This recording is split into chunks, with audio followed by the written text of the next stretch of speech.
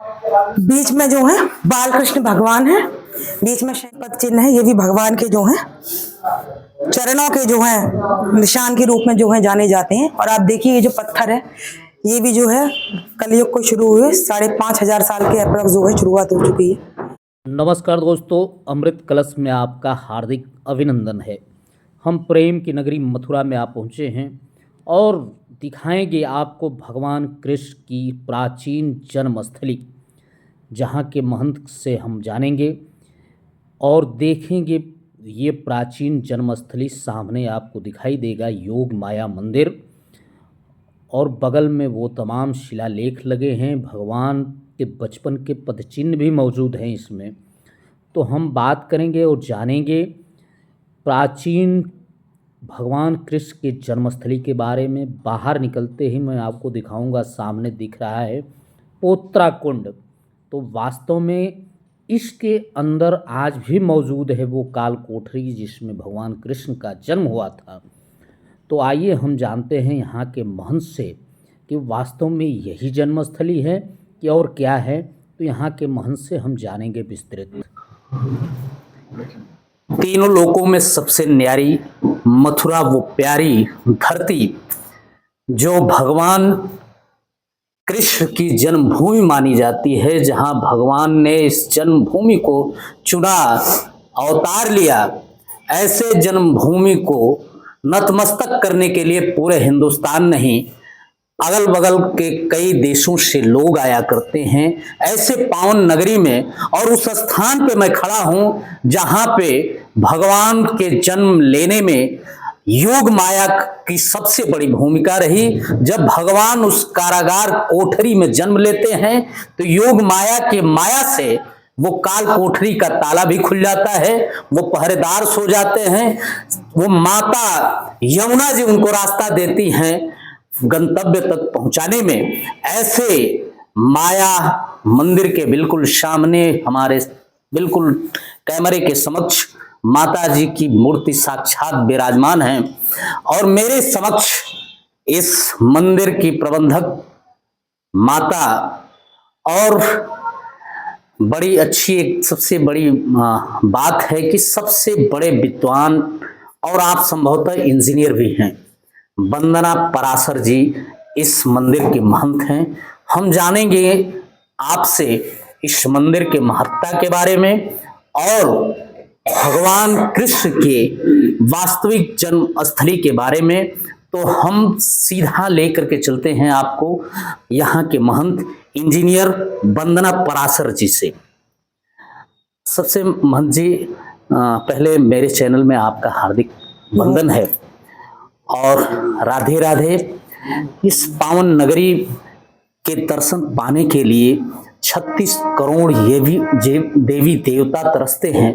उस नगरी में सौभाग्य है, आप उस पीठ पे विराजमान हैं पीठाधीश के तौर पे, जहां से सारे लोगों का काम पूर्ण होता है। तो सबसे पहले मैं जानना चाहूंगा आपसे कि वास्तव में कृष्ण जन्मभूमि किसको माना जाए। हाँ, ये बहुत बहुत शुक्रिया, बहुत बहुत धन्यवाद। योगमाया सरकार की जय हो, बाल कृष्ण भगवान की जय हो। आपके चैनल के माध्यम से आप बड़े ही दूर से आए हैं और ब्रज की नगरी जो है मथुरा विशेषकर तीनों लोकों से न्यारी है। और यहाँ तो जन्म लेने के लिए जो हमारे देवता हैं, यक्ष हैं, गंधर्व हैं, किन्नर हैं, जो भी और योनियों में सभी लोग तरसते हैं, क्योंकि सिर्फ मनुष्य जो योनि है, सिर्फ मानव का जो योनि है, उसी में हम मुक्ति को, भुक्ति को, भक्ति को या फिर मोक्ष को प्राप्त कर सकते हैं। सिर्फ यही मृत्यु लोक ऐसा है जिसमें हम विषय भोग का आनंद लेते हैं, उसको अपनाते हैं और चाहते हैं। तो ये जो स्थान है आप मेरे पीछे देख रहे हैं, आदिशक्ति जगत जननी माँ योग माया, बड़ा ही प्राचीन और बड़ा ही सिद्धपीठ है, बहुत प्राचीन स्थान है।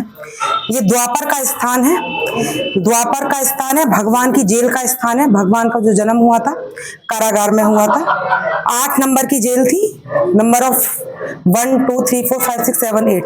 मथुरा में एक स्थान है गौ घाट, यमुना का किनारा है, कई घाट है उसमें से एक किनारा है।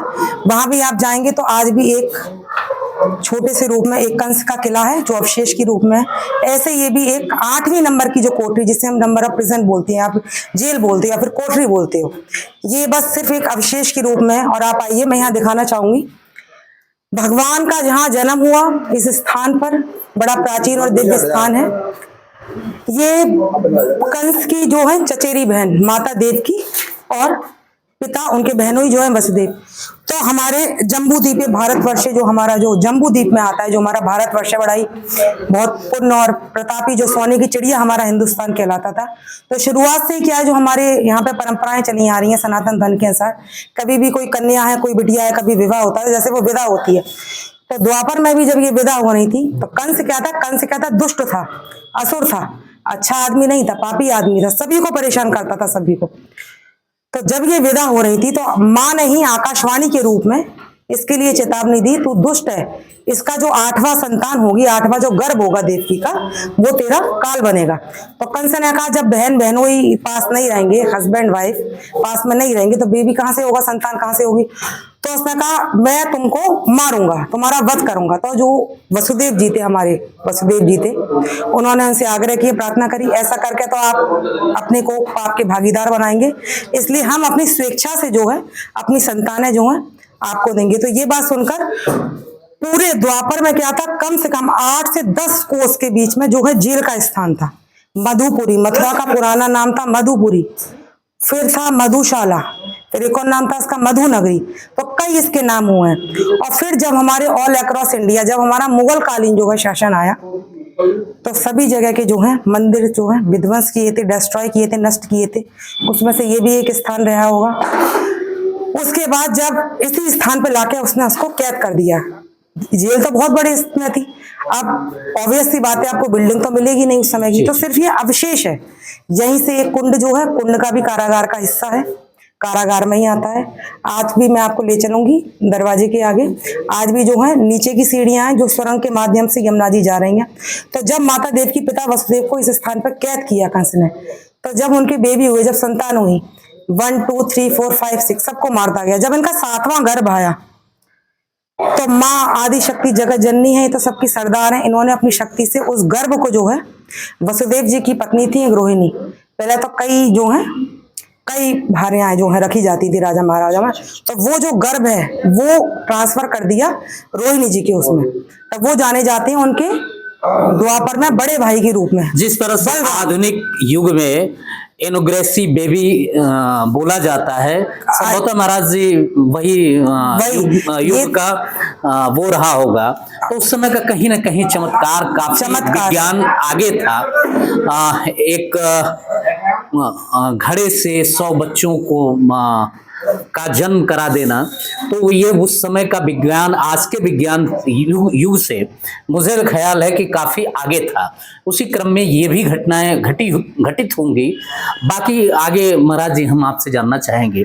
अच्छा, तो क्या द्वापर में जो है वो जो 7वां जो गर्भ था बलराम, उनके बड़े भाई जो हमेशा हमारे पालनकर्ता श्री जो विष्णु जी हैं, उनके साथ क्षीर सागर में हमेशा शेषनाग के रूप में उपस्थित रहते हैं। और वही त्रेता युग में उनके छोटे भाई कहलाते हैं लक्ष्मण।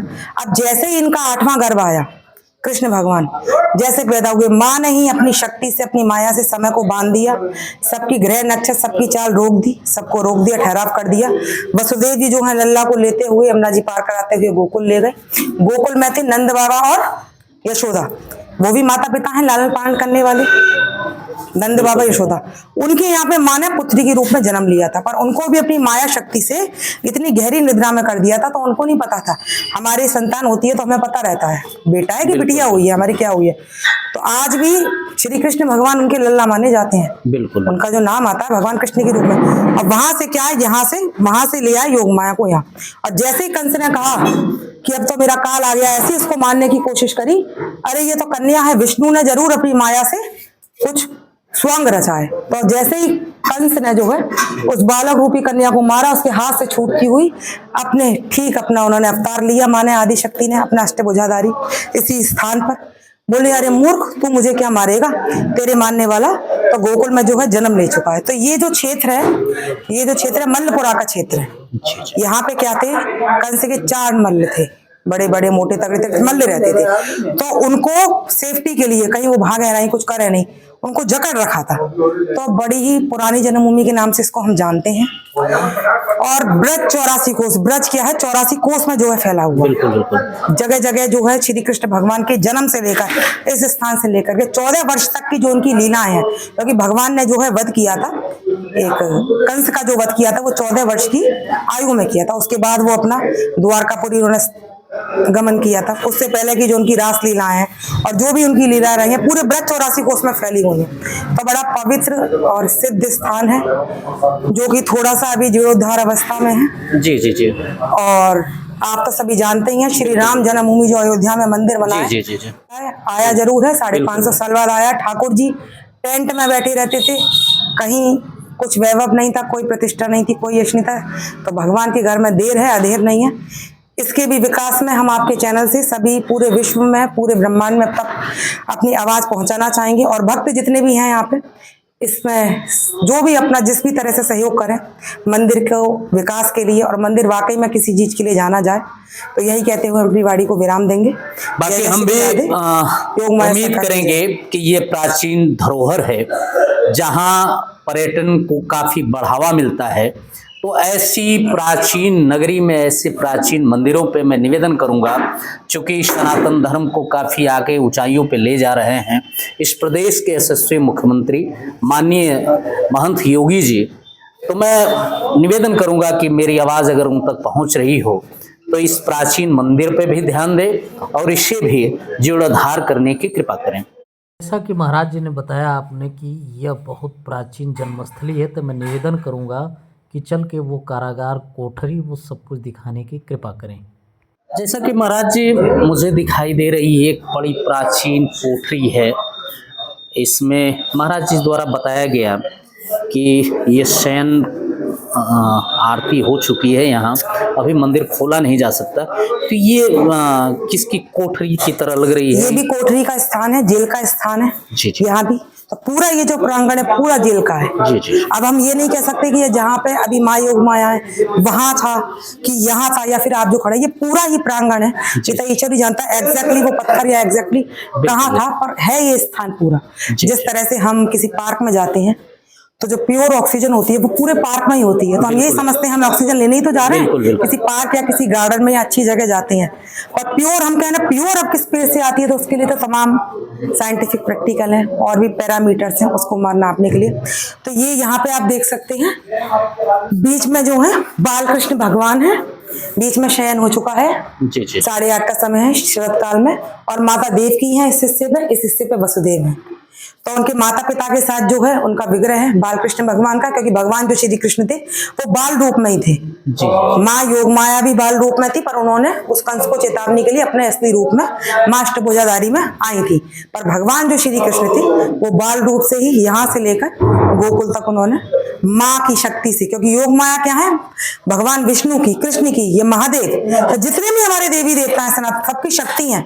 भगवान क्या है जो भी कार्य करते हैं वो अपनी शक्ति से ही करते हैं भाई, अपनी शक्ति। जब उनकी शक्ति निकल जाएगी या हमारे में बोलने की शक्ति निकल जाए, उठने की, बैठने की, किसी भी 84 लाख योनि में किसी में से भी, तब वो आदमी, जीव जंतु, देवी देवता, ब्रह्मा विष्णु महेश, कहीं कोई भी यक्ष गंधर्व कहीं किसी लोक में, वो बिना माँ की शक्ति के, बिना उनकी कृपा के कार्य कुछ भी नहीं कर सकता है। माँ का रूप है एक भुवनेश्वरी का। देवी भागवत में प्रसंग आता है, माँ ने ही अपनी शक्ति से 3 शक्तियां जो है उत्पन्न करी थी, और उन 3 शक्तियों को नर में जो है बदल दिया था, और नर में बदलते ही उनका नाम कर दिया था, एक का ब्रह्मा, एक का विष्णु और एक का महेश। तो ब्रह्मा को क्या है अधिकार दिया था, तुम सृष्टि का रचयिता हो, तुम सृष्टि की रचना करोगे। फिर विष्णु जी को दिया, विष्णु जी की सात्विक रूप में रहती है सतोगुण में, ब्रह्मा जी की रजोगुण में रहती है। विष्णु जी को दिया तुम लालन पालन करोगे बेटा पूरे विश्व का, पूरे ब्रह्मांड का। फिर महादेव को दिया तुम क्या करोगे, संहार करोगे। तो उनकी शक्ति तामसी उसमें रहती है, एक महाकाली, एक महालक्ष्मी और एक महासरस्वती। माँ दुर्गा कहो, काली कहो, वैष्णो कहो, नगरकोट, कलकत्ते वाली, मीनाक्षी, ज्वाला, चिंता, नैना देवी, कुछ भी, हर युग में, हर सदी में, हर साल, महीने के हिसाब से, समय के हिसाब से माँ ने हर रूप में आके अवतरण लिए हैं, सब भक्तों की रक्षा करी है।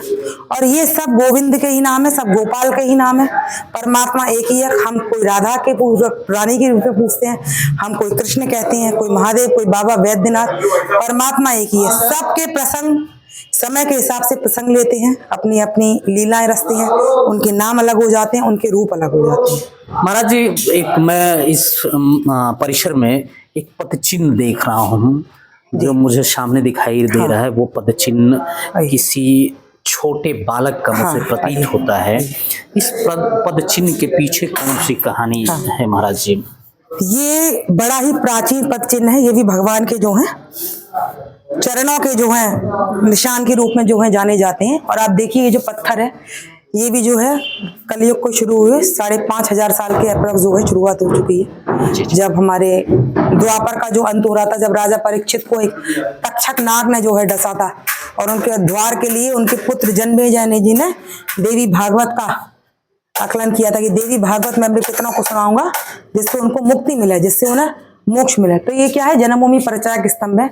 मथुरा भगवान यंत्र नित्यम सत्री हितो हरि, यानी कि अजन्मा जो है प्रभु का जन्म जो है इसी स्थान पर हुआ है। और ब्रह्मादि आदि देवता देवी देव ने जन्म के पश्चात माता देवकी के समेत जो है निम्नलिखित स्थिति जो है ये श्लोक के रूप में भगवान के लिए जो है स्तुति यही की थी कि प्रभु बहुत बहुत शुक्रिया, बहुत बहुत धन्यवाद।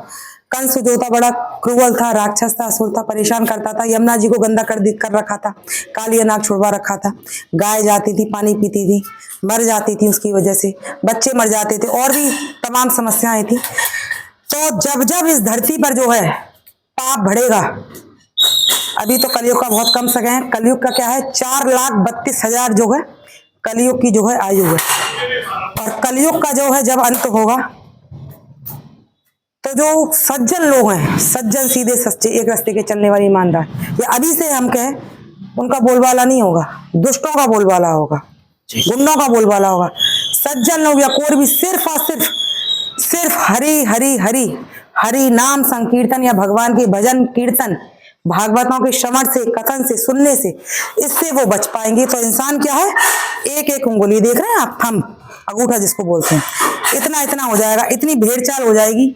कहीं भी किसी से कोई भी यौन संबंध रहेगा, बेटा बेटे को मार रहा है, बाप बेटे को मार रहा है, भाई भाई को मार रहा है, माँ बहन को मार रही है, कहीं किसी रिश्ते में कुछ नहीं बचेगा। 18 से 20 वर्ष क्या है आयु हो जाएगी, अंतिम आयु। 7 से 8 साल की उसमें जो भी कन्या रहेगी वो गर्भवती हो जाएगी, जानवरों जैसे आचरण हो जाएंगे, सब सूखा हो जाएगा सब धरती पर। और हमारे 7 कॉन्टिनेंट हैं हमारे जो विश्व में, एशिया है, यूरोप है, north America, south America, Australia, उसमें भी क्या है? एशिया में भी जो हमारा जो भारतवर्ष है, जम्बूद्वीप कहलाता है, बड़ा सोने की चिड़िया कहलाता है, बड़ा पुराना हमारा, बड़ा हिंदुस्तान की जो भूमि है वो कोई छोटी मोटी भूमि नहीं है। यहाँ तो बड़े बड़े ऋषि हुए हैं, तमाम बहुत अच्छी अच्छी चीजें हुई हैं बड़ी। तो सबसे अंत में जो है ये ही स्थान बचेगा, भारत बचेगा। भारत में भी ब्रज का स्थान बचेगा, ब्रज में भी वृंदावन, वृंदावन का वन, तुलसियों का वन बचेगा। तो बहुत बहुत आपका तो बड़े ही आप पे ईश्वर की कृपा है। और माघ का मास चल रहा है, इसमें तो विशेषकर कार्तिक के बाद जो आता है भगवान श्री कृष्ण की, नारायण की, राधा रानी की, माँ की विशेषकर आना जाना, या किसी भी हम अच्छे स्थान के लिए या किसी भी चीज के लिए कहीं जानकारी जुटाना और उसको फैलाना दूर तक, जो जिस चीज के लिए है वो वाकई में उस चीज के लिए जाना जाए, और जिसे जिस चीज का अधिकार मिलना चाहिए ईश्वर की तरफ से भी, समाज की तरफ से भी, एक मानवता के तौर पर भी, किसी भी तौर पे वो चीज जानी जाए। तो बहुत बहुत हम तो अपनी वाणी को विराम देंगे, कहेंगे बहुत बहुत शुक्रिया। माता रानी आपकी झोली भरे, आपका जीवन खुशियों से भरे, खूब आपकी तरक्की करे। बोले योग माया। तो बहुत बहुत धन्यवाद मित्रों। उम्मीद करूंगा कि वीडियो पसंद आई होगी तो लाइक करें, शेयर करें, चैनल को सब्सक्राइब करने की कृपा करें। मिलते हैं नेक्स्ट वीडियो में।